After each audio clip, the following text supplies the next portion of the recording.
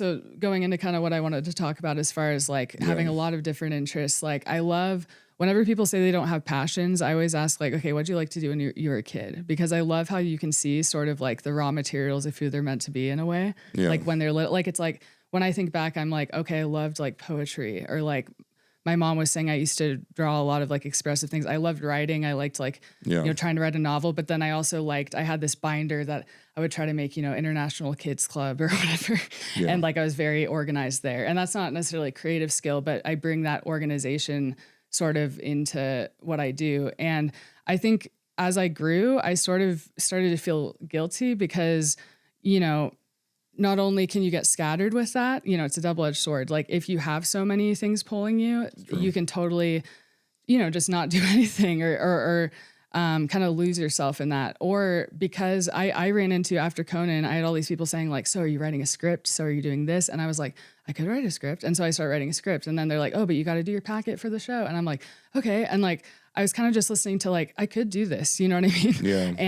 And also, what's the right thing? And it took some slowing down after that to like, really, I'm in a place now where I have a much better idea of what I want to do, but it was definitely took a while to get there. And I think I used to feel bad about, it's very telling that I felt guilty about having, talents, and I feel bad that I felt that way. And I hope, I don't want other people to feel that way too, because I think a lot of times I hear the phrase "jack of all trades, master of none," and that's just a very defeating and kind of disparaging phrase to me. You know what I mean? Where it's like, you're a jack, you're a jester of, and you'll never be a master of what you do. And that was so sad to me because I felt like I could do something of substance, and that's how it kind of integrated in my mind.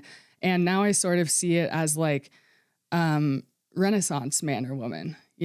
That sounds so much better to me. No, it's true. Well, I think that it is a danger, and I see this myself, that the thing is you need to have deadlines. Because with any project and any medium, like the fun part is the very beginning. Yeah. And the hard part is finishing. Totally. And so it's easy to get stuck in like, I wrote 3 lines of a poem and then I left it, and then I did this and then I left it, and then I did this and I left it. But you just need to you need to have like a goal, and you have to say I'm going to finish. Yeah. Even when it gets unfun. Yeah. And just to finish that thought, with the Renaissance man or woman, that just like feels a lot better, like reclaiming it that way, because it's like, you can see the hugely positive aspects of that. Like, who's to say Da Vinci's not as great as Mozart? You know what I mean? Like, we're the Da Vinci's.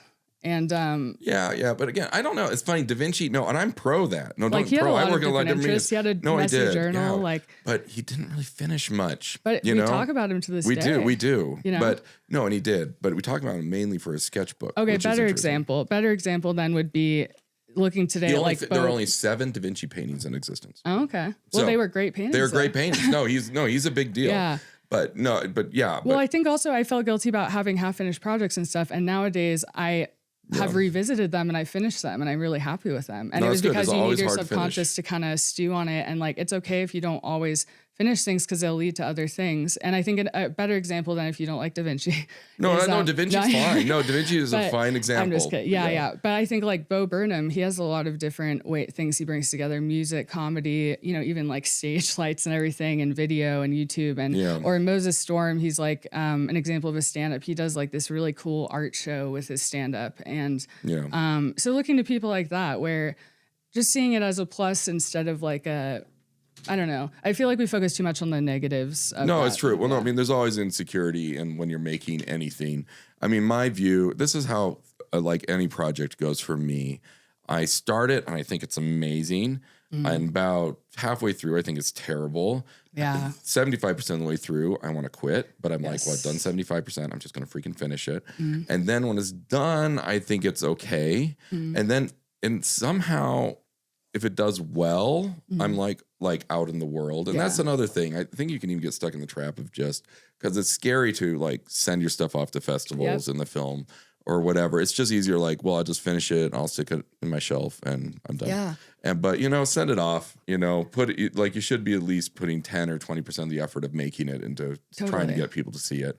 And then if it does well, during that time, I'm like, oh, I guess it's okay. Like if it gets into a ton of film festivals or something.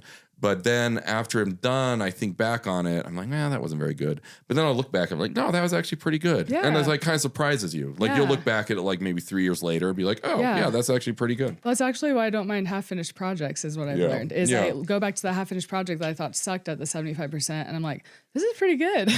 And then I can finish it. No, it's true. Well, honestly, I'll even, especially been in art for a while now, you have ideas that you had like when you were in high school.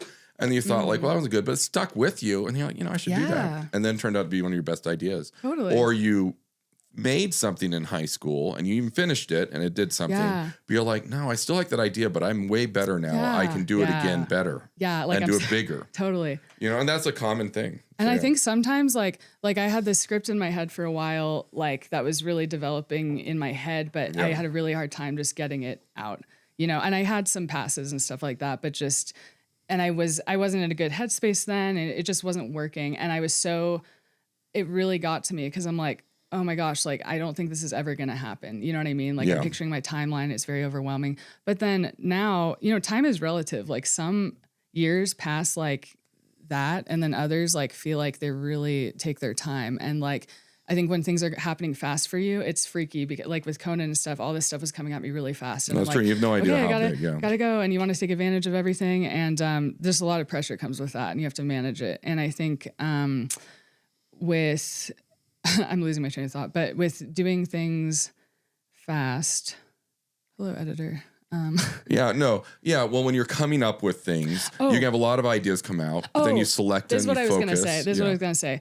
I don't feel bad when that happens anymore because I think timing has a lot to do with it too. Like I look at that script and I'm like, there's things I had to learn to like make this click and make sense. Yeah. That now I'm like, oh, this is why I couldn't finish it.